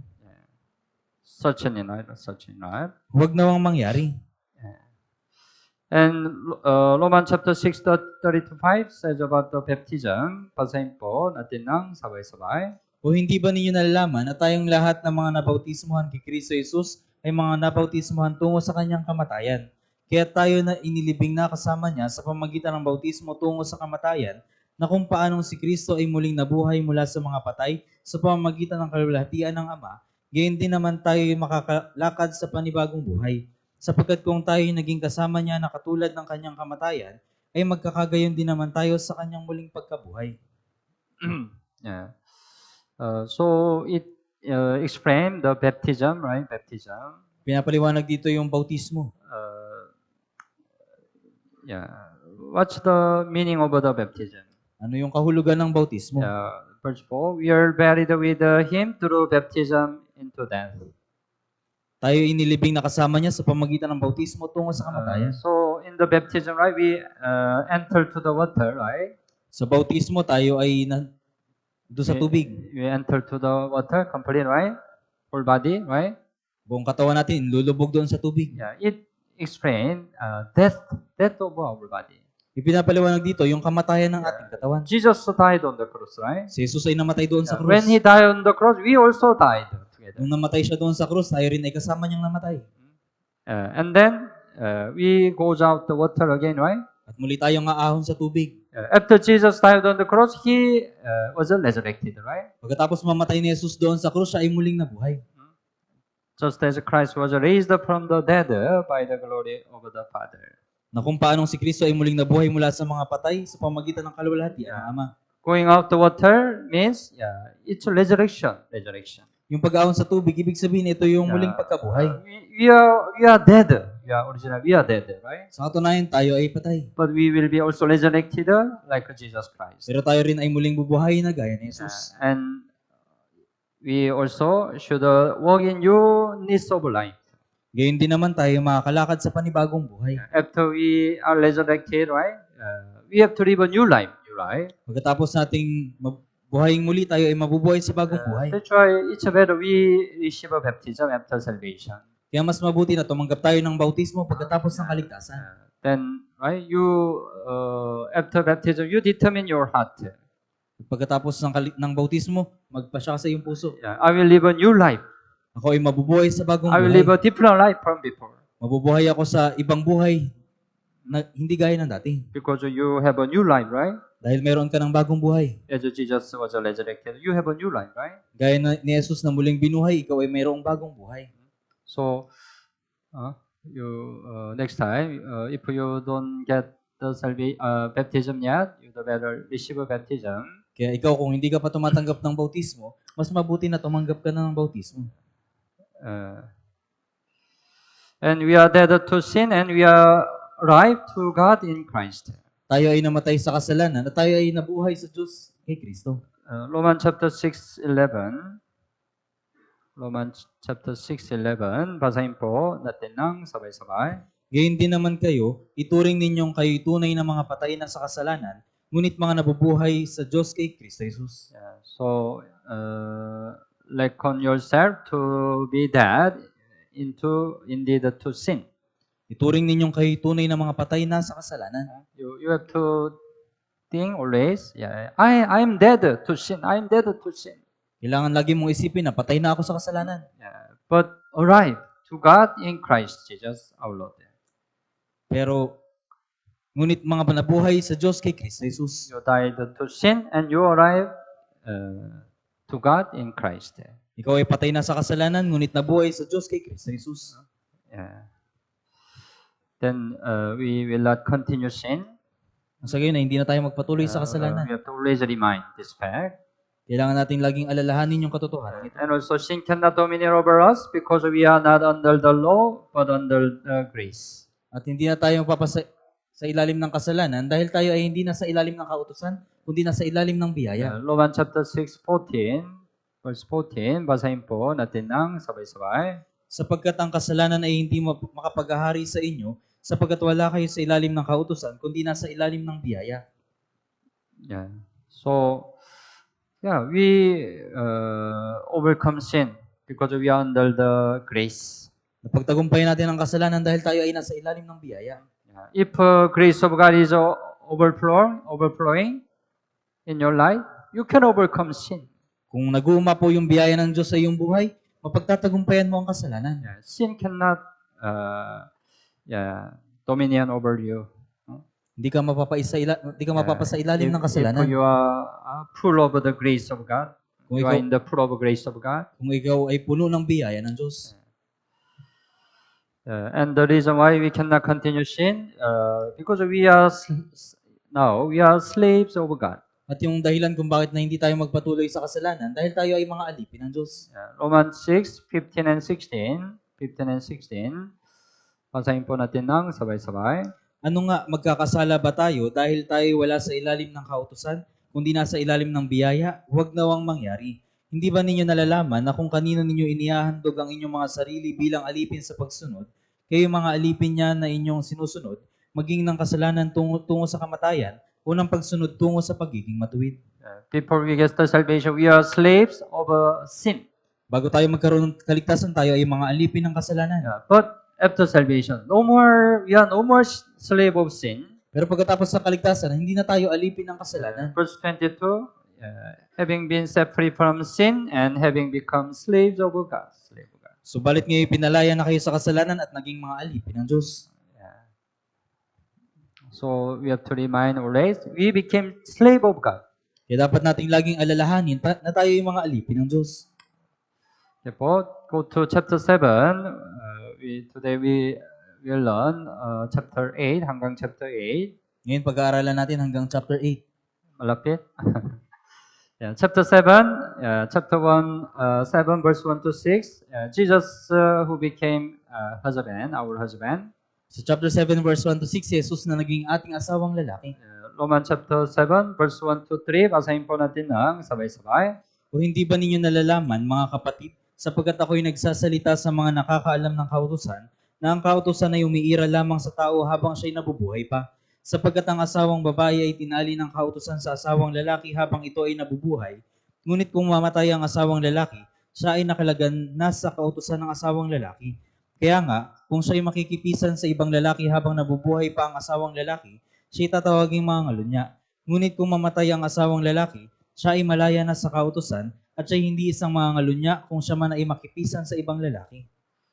Apostle explain, we are not no more under the law. Ipinaliwanag ni Apostol Pablo na hindi na tayo nasa ilalim ng kautusan. After salvation, we are not no more under the law.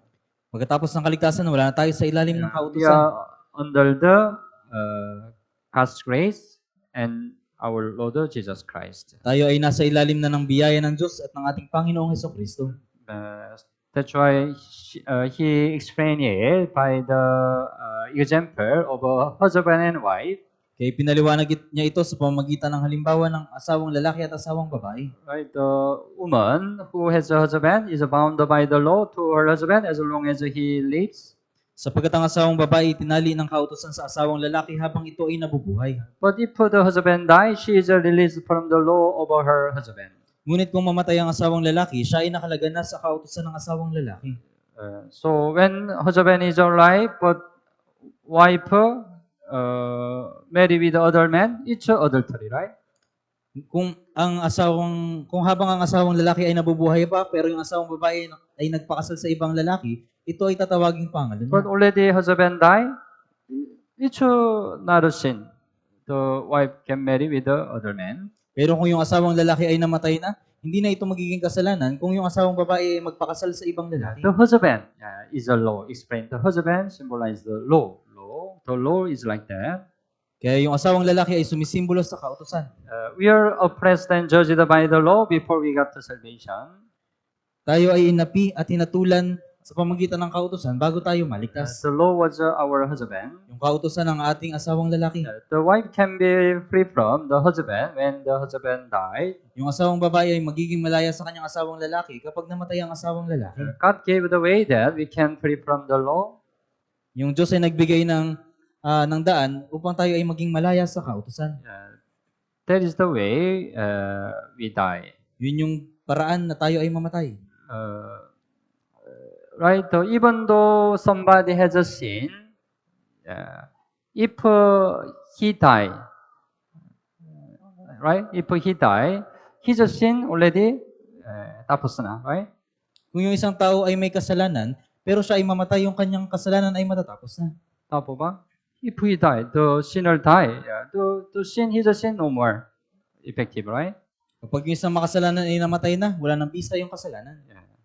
So if we die, right, our sin no more effective, right? Kaya kapag tayo ay namatay na, wala nang bisa yung kasalanan.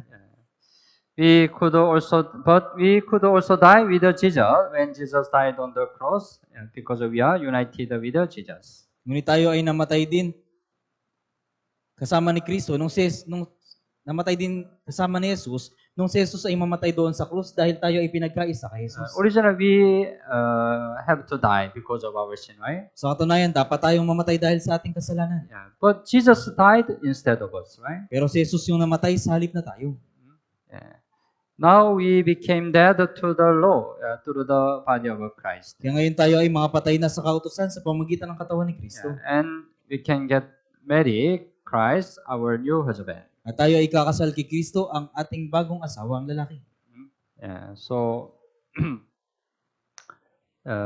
chapter 7, verse 4, basahin po natin ng sabay-sabay. Gayon din naman, mga kapatid ko, kayo namatay sa kautusan sa pamamagitan ng katawan ni Kristo upang kayo makipisan sa iba, sa makatuwid ay sa Kanya na bumangon mula sa mga patay upang tayo magbunga para sa Diyos. Right? You also have become dead to the law through the body of Christ. Kayo namatay sa kautusan sa pamamagitan ng katawan ni Kristo. So we are dead, right? Through the body of Christ. Kaya tayo ay namatay sa pamamagitan ng katawan ni Kristo. Because we are united with Jesus Christ. Dahil tayo ay pinagkaisa kay Yesu Kristo. When Jesus died, we also died, right? Nung si Jesus ay namatay, tayo rin ay namatay. So you may be married to another, Jesus Christ. Upang kayo makipisan sa iba. That's why we are not no more under the law, right? Kaya wala na tayo sa ilalim ng kautusan. We are in the grace of God. Tayo ay nasa biyaya na ng Diyos.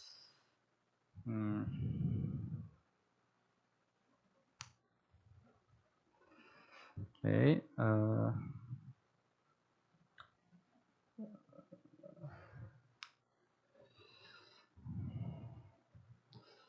7 to 13. The law then make us realize the sin. Gagawin ng kautusan na ma-realize natin yung kasalanan. The law itself is not a sin. Yung kautusan mismo ay hindi kasalanan. But we cannot judge the law. Pero hindi natin maaring hatulan ng kautusan. The one who cannot keep the law is alone. Mali ang hindi makasunod sa kautusan. But through the law, we can know what sin is. Pero sa pamamagitan ng kautusan, makikilala natin kung ano ang kasalanan. So it said the law is holy, just and good. Kaya sinasabi na ang kautusan ay banal, matuwid at mabuti. So it's the characteristics of the law. The law is holy and just and good. Ito yung katangian ng kautusan. Ang kautusan ay banal, matuwid at mabuti. The problem, we don't keep the law, right? Pero yung problema, hindi natin maingatan yung kautusan. And there is the inner man who fight with the sin. At mayroong panloob na tao na nakikipaglaban sa kasalanan. Because even though we got saved, we still have a sinful nature. Dahil kahit tayo ay naligtas na, mayroon pa rin tayong ligas na pagkakasala. Romans chapter 7, you open Bible, 18 and 19. 18 and 19. Okay po, basahin po natin ng sabay-sabay. Sapagkat nalalaman ko na walang mabuti na nanatili sa akin, sa makatuwid ay sa aking laman. Ang pagnanais ng mabuti ay nasa akin, subalit hindi ko iyon magawa. Sapagkat ang mabuti na aking nais ay hindi ko ginagawa, ngunit ang masama na hindi ko nais ay siya kong ginagawa. So there is a fighting between our flesh and spirit. Kaya mayroong paglalaban sa pagitan ng ating laman at espiritu. Chapter 7, 21 and 23. 21 hanggang 23, basahin po natin ng sabay-sabay. Kaya nga natagpuan ko ang isang kautusan na kung ibig kong gumawa ng mabuti, ang kasamaan ay malapit. Sapagkat ako'y nagagalak sa kautusan ng Diyos sa kaibuturan ng aking pagkatao. Subalit nakikita ko ang kakaibang kautusan sa aking mga bahagi na nakikipagbaka laban sa kautusan ng aking pag-iisip, at ako'y binibihag sa ilalim ng kautusan ng kasalanan na nasa bahagi ng aking katawan. Pastor Paul, right? He want to live according to God's law. Si Apostol Pablo, gusto niyang mabuhay ayon sa kautusan ng Diyos. But his flesh, right? Didn't want it, right? Pero ayaw ito ng kanyang laman. It's like, so Galatians chapter 5, 17 mention, right? The flesh lusts against the spirit. Kaya sinabi sa Galatians chapter 5 verse 17, sapagkat ang laman ay nagnanasa laban sa espiritu. The spirit against the flesh. Ang espiritu ay laban sa laman. There is a fighting, right? After salvation, there is a fighting. Mayroong paglalaban. Pagkatapos ng kalitasan, mayroong Before paglalaban. salvation, we just follow the sin, right? We just follow our sinful nature. Bago yung kaligtasan, sinusunod natin yung likas na pagkakasala. But after salvation, Holy Spirit came to us, right? Pero pagkatapos ng kaligtasan, dumating sa atin yung Espiritu Santo. That's why they are fighting. Kaya sila ay naglalaban. Pastor, having been set free from the power of sin, desire to serve the law of God, yet he struggled with it. Si Apostol Pablo, na pinalaya mula sa kapangyarihan ng kasalanan, ay nagnanais na maglingkod sa kautusan ng Diyos, ngunit siya ay nahihirapan dito.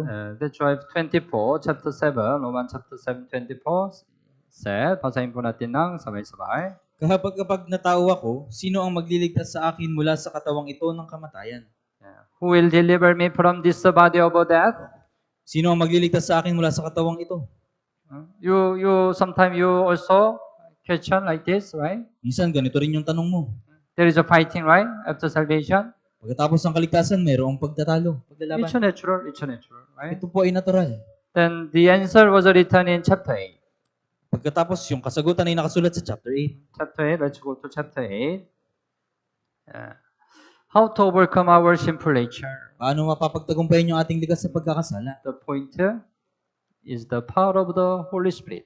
Yung punto ay yung kapangyarihan ng Espiritu Santo. We don't have a power to overcome our sinful nature. Wala tayong kapangyarihan upang madaig yung ating likas sa pagkakasala. When we abide in Christ, we can overcome our sinful nature. Kung tayo ay mananatili kay Kristo, mapagtatagumpayan natin yung ating likas sa pagkakasala. Romans chapter 8, verse 1 and 2, basahin po natin ng sabay-sabay. Ngayon ngay wala nang kahatulan sa mga na kay Kristo Jesus, sapagkat ang kautusan ng Espiritu ng buhay na na kay Kristo Jesus ay nagpalaya sa atin mula sa kautusan ng kasalanan at ng kamatayan.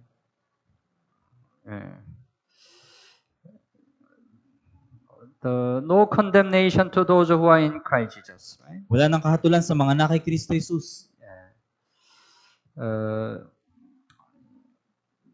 We are in Christ. When we get the salvation, we are in Christ. Nung tayo ay naligtas, tayo ay na kay Kristo Jesus. That's why no condemnation. Kaya wala nang kahatulan. Verse 2, the law of the Spirit of life in Christ Jesus has made me free from the law of sin and death. Sapagkat ang kautusan ng Espiritu ng buhay na na kay Kristo Jesus ay nagpalaya sa atin mula sa kautusan ng kasalanan at ng kamatayan. Here in Christ Jesus indicate the place where the power of the Lord works. Dito yung kay Kristo Jesus nagpapahiwatig sa lugar kung saan yung kapangyarihan ng paggawa ng Panginoon. That is the body of Christ, church. Ito yung katawan ni Kristo, ang church. So when we abide in church and follow the Holy Spirit, then the Holy Spirit delivers us from the law of sin and death. Kaya kung tayo ay mananatili sa church at susunod sa Espiritu Santo, yung Espiritu Santo yung magliligtas sa atin mula sa kautusan ng kasalanan at kamatayan. So it's the key point. Kaya ito yung pangunahing punto. You don't have a power to overcome your sinful nature by yourself. Wala kang kapangyarihan upang daigin yung likas sa pagkakasala sa pamagitan ng iyong sarili. When you abide in church, you can overcome your sinful nature Kapag mananatili ka sa church, madadaig mo yung likas sa pagkakasala by the power of the Holy Spirit. sa pamagitan ng kapangyarihan ng Espiritu Santo. Of course, you have to abide in the church where the Holy Spirit really works. Siyempre, kailangan mong manatili sa church kung saan yung Espiritu Santo ay talagang kumikilos. Yeah. So, 2 Timothy 2:22 also mention it. We can overcome sinful nature when we abide in church. Madadaig natin yung likas sa pagkakasala kung mananatili tayo sa church.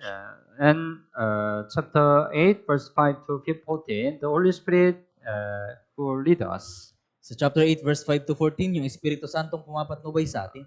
To save the Christian have the Spirit, right? Ang ligtas na Kristiyano ay mayroong Espiritu. Romans chapter 8, verse 9. Basahin po natin ng sabay-sabay. Ngunit kayo wala sa laman, kundi nasa Espiritu, yamang nananatili sa inyo ang Espiritu ng Diyos, subalit kung ang sino may walang Espiritu ni Kristo, siya hindi sa Kanya. Right? The Spirit of God dwell in you, right? Holy Spirit dwell in you, right? Ang Espiritu ng Diyos ay nanatili sa inyo. If anyone does not have the Spirit of Christ, he is not His. Kung ang sino may walang Espiritu ni Kristo, siya ay hindi sa Kanya. If you don't have the Holy Spirit, you are not really saved. Ibig sabihin, kung wala kang Espiritu, hindi ka tunay na ligtas. Then, so we needed to be led by the Spirit since we got saved. Kaya dapat tayo ay patnubayan ng Espiritu mula nung tayo ay maligtas. Romans chapter 8:14. Also, basahin po natin ng sabay-sabay. Sapagkat ang lahat ng pinapatnubayan ng Espiritu ng Diyos ay sila ang mga anak ng Diyos.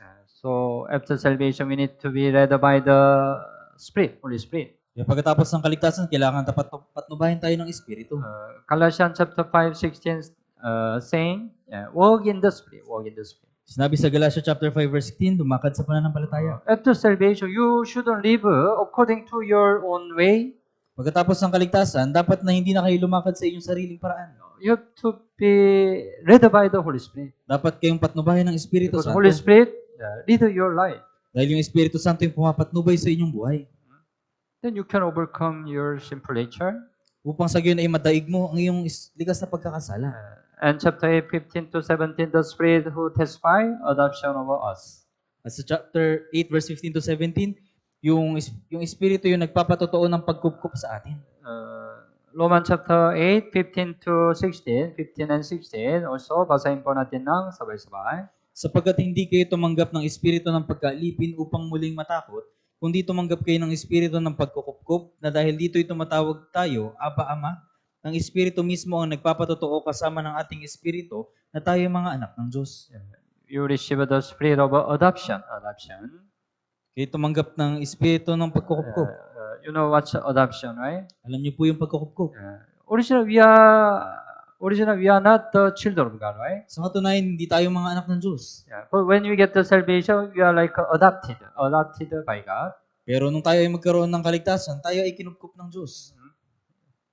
That's why we can say, Abba, Father. Kaya masasabi natin, Aba, Ama. Abba, ibig sabihin, like the Papa. Father, we call Father, but when we are child, we call Father Papa. More friendly, right? Friendly, Papa. Yung Diyos Abba, ay Papa. ating Ama, kaya matawag natin siyang Papa. We can call Papa, right? Because we became children of God. Dahil tayo ay naging mga anak na ng Diyos. And because we became children of God, we also became heir of God. At dahil tayo ay naging mga anak na ng Diyos, kaya tayo rin ay mga Right? naging tagapagmana ng The Diyos. father inherit or his thing to his children, right? Ipapamana ng Ama ang lahat ng kanyang bagay sa kanyang anak. The children is heir of a father, right? Kaya yung mga anak ay tagapagmana ng Ama. We became children of God. That's why we also heir of God. Tayo ay naging anak ng Diyos, kaya tayo rin ay naging tagapagmana ng Diyos. Verse 17, basahin po natin ng sabay-sabay. At kung mga anak ay mga tagapagmana rin, mga tagapagmana ng Diyos at mga kasamang tagapagmana ni Kristo, kung tunay ngang nagtitiis tayong kasama niya, upang tayo luwalhatiin namang kasama niya. We can inherit all God's thing, right? Because we are children of God. Mamanahin natin ang lahat ng bagay ng Diyos dahil tayo ay anak ng Diyos. How amazing grace, Gaano right? ito kamanghamanghang biyaya. And verse 18 to 25, the Holy Spirit who guarantees the salvation of a body. Chapter 8, verse 18 hanggang 25, ito yung Espiritu Santo na gumagarantiya ng kaligtasan ng katawan. The salvation of body, you understand. Maybe you learn about 3 stages of salvation. Marahil nalaman nyo yung tatlong yugto ng kaligtasan. We have a salvation of a spirit first, right? Una, meron tayong kaligtasan ng Espiritu By the grace of God. sa pamagitan ng biyaya ng Diyos. By believing the gospel. Sa pamagitan ng pagsampalataya sa Ebanghelyo. And then, we live a new Christian life. Na tayo nabubuhay sa bagong buhay Kristiyano. This is the salvation of our life. Ito yung kaligtasan ng buhay. It's our Christian life, right? Ito yung ating buhay Kristiyano. We have to gradually follow Jesus Christ, right? Dapat na unti-unti nating sundin si Jesucristo. And the last, we will have a salvation of our body. At yung huli, yung kaligtasan ng katawan. It will happen when Jesus comes again, right? Ito ay mangyayari sa muling pagdating ni Jesus. So, Romans chapter 8:23, basahin po natin ng sabay-sabay. At hindi lamang sang nilikha, kundi pati naman tayo na mayroong mga unang bunga ng Espiritu, na tayo na may dumaraing din sa ating mga sarili, sa masidhing paghihintay ng pagkukupkup, ang pagtubos sa ating katawan. Redemption of our body. Pagtubos sa ating katawan. Salvation of our body. Kaligtasan ng ating katawan. It will happen when Jesus come again. Ito ay mangyari sa muling pagdating ni Jesus. So when Jesus comes again, our lowly body will change into glorious body like Jesus. Kaya sa muling pagdating ni Jesus, yung ating hamak na katawan ay magbabago sa isang maluwalhating katawan gaya ni Jesus. Even whole creation wait for same things. Maging yung buong sangnilikha ay naghihintay sa parehong bagay. When Jesus comes again on the earth will be restored like Garden of Eden. because the curse on us will be released. Maging yung buong, sa muling pagdating ni Jesus, sa sanlibutan, yung mundo ay papanumbalikin na gaya ng halamanan ng Eden dahil yung sumpa sa mundo ay pakakawalan. Romans chapter 8, 21. Basahin po natin ng sabay-sabay. Na ang sanglilikha naman ay mapapalaya mula sa pagkaalipin sa kabulukang tungo sa kalayaan ng kaluwalhatian ng mga anak ng Diyos. The creation, not only we but also the creation of this world, they also want Jesus comes again. Hindi lamang tayo, kundi maging yung sanglilikha ay nagnanais sa pagdating ni Jesus. When Adam committed the sin in the Garden of Eden, what happened? Alam niyo po ba kung anong nangyari nung makagawa si Adan ng kasalanan doon sa halamanan ng Eden? The earth was cursed, right? Yung sanlibutan ay isinumpa. Tama po ba? That's why not only men, but also all the creature, they were cursed. Kaya hindi lamang mga tao, kundi yung buong sanglilikha ay isinumpa. That's why they are also suffering, right? Kaya sila rin ay nagdurusa. Yeah, we are suffering because of our sinful nature, Nagdurusa tayo dahil sa ating likas na pagkakasala. right? But other creatures also, they are suffering. Pero yung ibang nilikha rin ay nagdurusa. That's why they also waiting second coming of Jesus. Kaya hinihintay rin nila yung ikalawang pagdating ni Jesus. Yeah, and the Holy Spirit who help us our weakness. At yung Espiritu Santong tumutulong sa ating kahinaan. Romans chapter 8, 26 and 7. Basahin po natin ng sabay-sabay. At gayon din naman, ang Espiritu ay tumutulong sa ating kahinaan sapagkat hindi tayo marunong manalangin ng nararapat, ngunit ang Espiritu mismo ang namamagitan na may mga daing na hindi maipahayag. Ngunit ang Diyos na sumisiyasat ng mga puso ay nakakaalam kung ano ang kaisipan ng Espiritu, sapagkat siya ang namamagitan dahil sa mga banal ayon sa kalooban ng Diyos. The Spirit also help us in our weakness.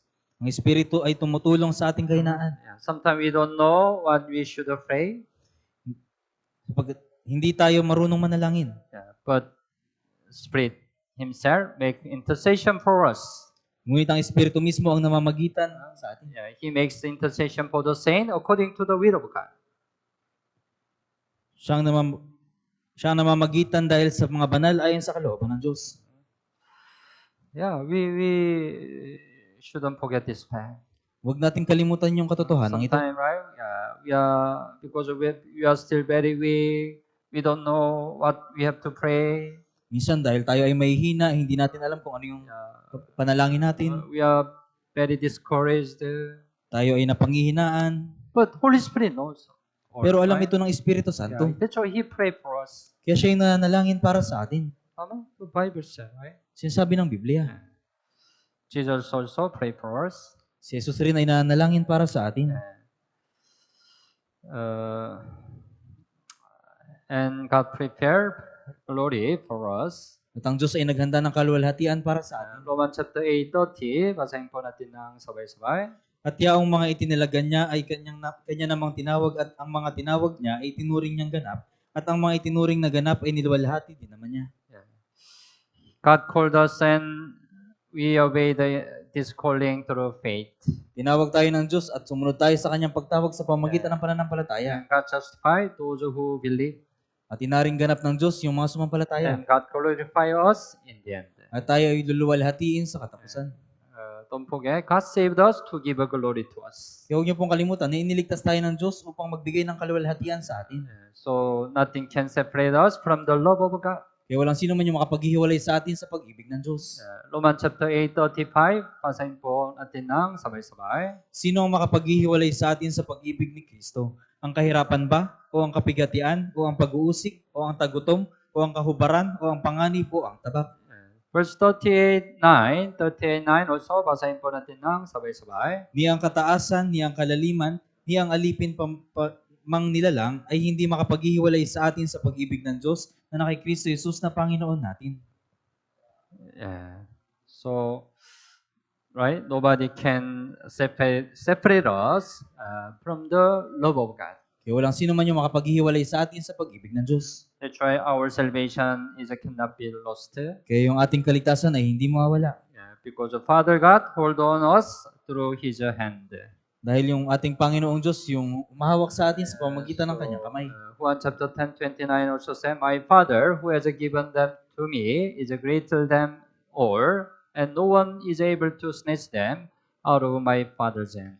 1 chapter 10 verse 29, ang mga ibinigay sa akin ng aking ama ay higit na dakila kaysa lahat at walang makakaagaw ng mga ito sa kamay ng ama. Yeah, so, right?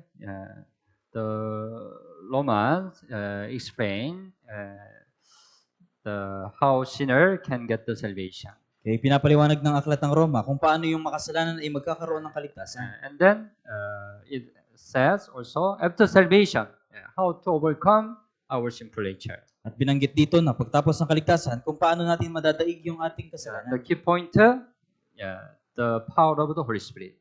Kaya yung punto ay ang kapangyarihan ng Espiritu Santo. But we can get the power of the Holy Spirit when we abide in church. Pero makukuha natin ang kapangyarihan ng Espiritu Santo kung mananatili tayo sa church. Then we can overcome our sinful nature. Nang sa gayon, madaig natin yung ating likas na pagkakasala. So, remaining chapter, we will continue learn next time. Kaya yung mga natitirang chapter ay pag-aaralan natin sa sunod. Okay po, let's pray together. Tayong lahat po ay manalangin.